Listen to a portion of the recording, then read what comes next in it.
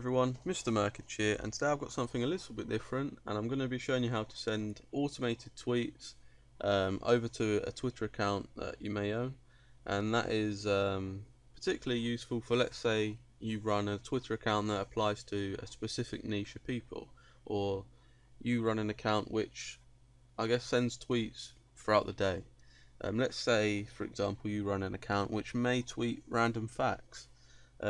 So what this is good for, you don't have to be there, you can be AFK and it will just send random facts throughout the day. Or I guess, let's say you just want to annoy someone, you can actually just @ them and it will tweet at them however much you want throughout the day. So what we've got is this little Twitter class here, which I found online. There will be a download for this class and all the files in the description, which I'm going to use. So what we'll do is we'll go over to Twitter, apps.twitter.com, and create a new app. And what we'll do is we'll create a net. You need to have like a unique name, because if you pick a random one, it's probably taken. So I'll just do YouTube Mr. Merk or something like that, a bit like tutorial. And the website, I'm just using my test server, which I use for all these tutorials. I have to put HTTP in front of it, and then we got no callback URL, so we'll agree to that and create the application. Description is too short. Okay. Tutorial YouTube then. There we go. So you've got your application now. You've successfully created it. What you want to do is go over to the keys and access tokens tab, and you should have the consumer key in secret, and what you want to do is come down and create an access token, and now that will have created that for you. So you've got 4 tokens now. You can see the access level is read and write. Now if yours is just read, for example, obviously if you don't have write, you can't send tweets to the account, so you'll go to permissions and you can change the permissions right here. So we'll just go back to the access tokens. Now what we'll do is we'll go ahead and quickly create the PHP file. So what I'll do first of all is this class actually comes with some examples, which is nice.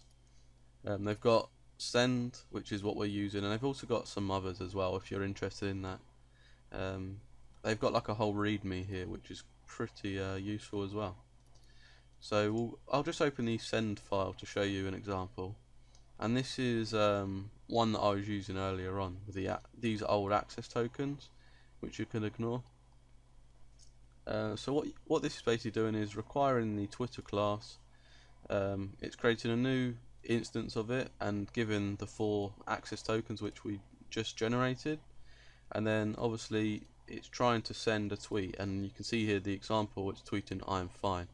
Obviously we want to do a little bit of editing with that to choose tweets of your choice, so that will be that. So what we'll do is we can copy this whole example, and what we'll do is we'll paste it into a new file here and close the tag off, because some reason it didn't do that, and then we'll just save it. We won't save it in the examples page, we'll save it in the main one, and we'll just call it send tweet, and make sure the extension is PHP 1, and hit save. Now what we want to do is, just because we changed the directory, we don't need to go back a directory, so we can just remove that, and we should be able to access the source folder from that. So yeah, that should be fine, and that's that. Now next thing we need to do is update our tokens. Now your file won't look like that. You'll have like a thing here that should be like consumer token, and when you have that, don't worry, all you need to do is remove that, just put the 2 speech marks in and paste your consumer key in. So the consumer key goes first. For some reason when you copy it generates this little space, which is quite annoying, but we'll take the consumer secret next, and then we'll put that one here, and then the next one is the access token, which will go right here, and the last one, the access token secret, and that will go right there.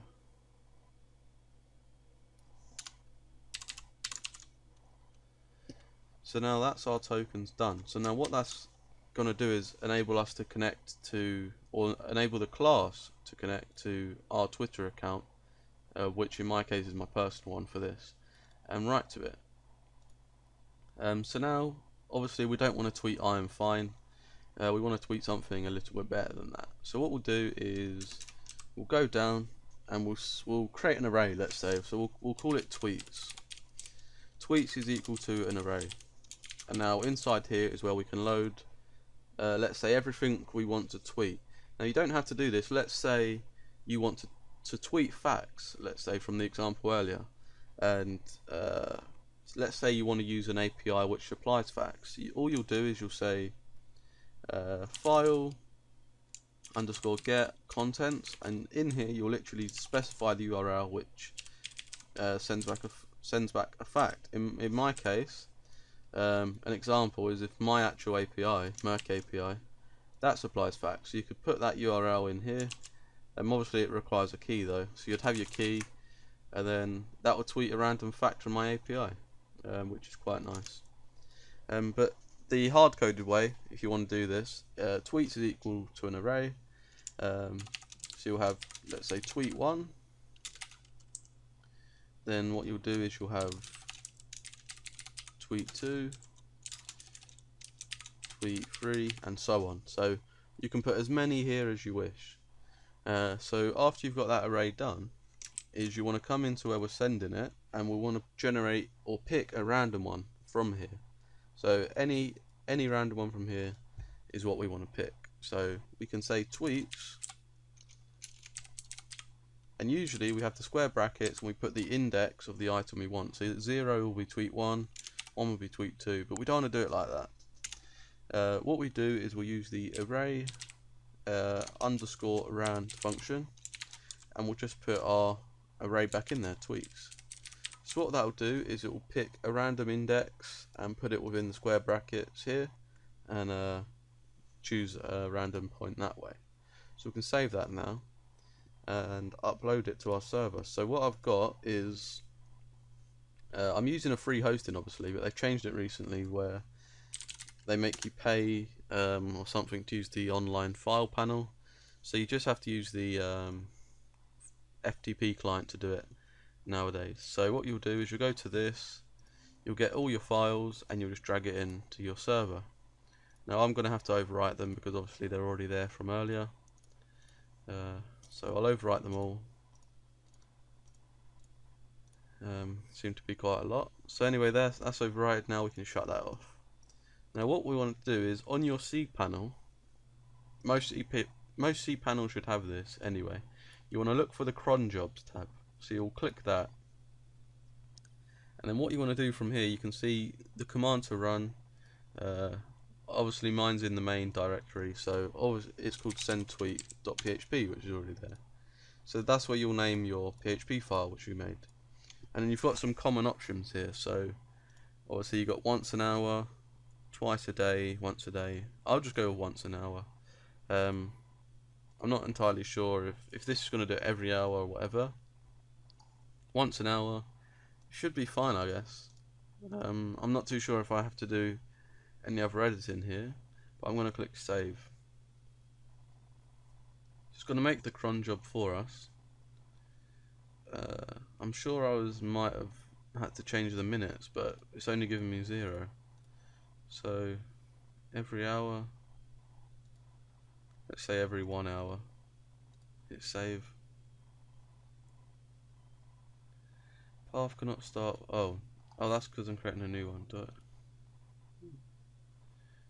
The cron output of that is nothing. So what I'll do is quickly say, I'll do the same again, but I'm going to do once an hour and do 1 hour there and hit save.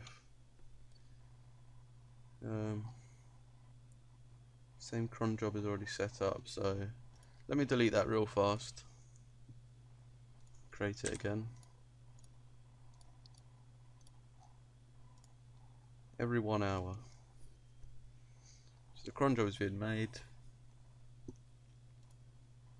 Again, there's no output because I'm not sure if it triggers when you make it and it will count an hour from then.